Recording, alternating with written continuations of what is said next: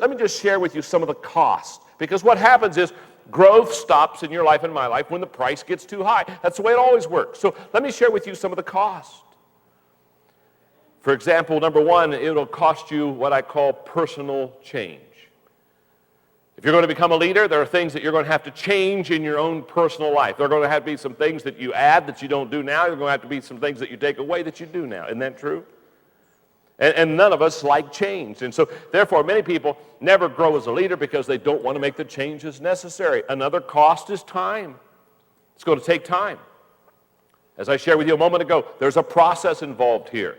Number three is dollars. It's going to cost you money to change. And the only reason it's going to cost you money to change is because you've got to become a student of change. You've got to read some books. You've got to listen to some tapes. You've got to go to some leadership events. You've got to get exposed to where leaders are. Number four, now this is a huge cost for a lot of people. Sometimes it costs you friendships.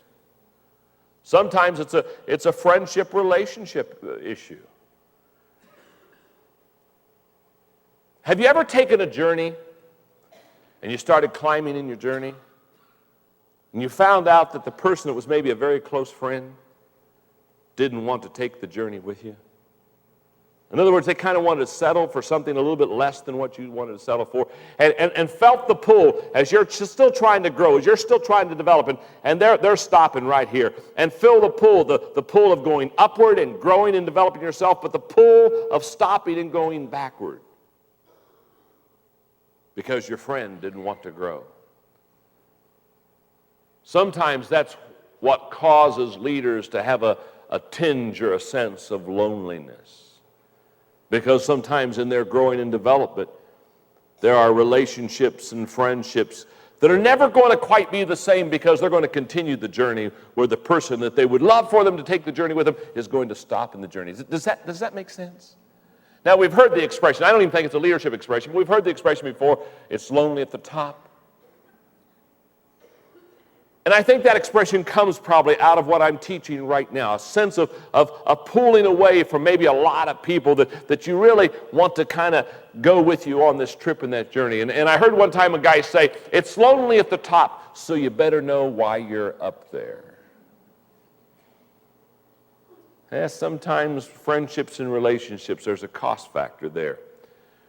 And number five, this will seem a little strange to you, but if you really become a leader, it will cost you your options and your freedom.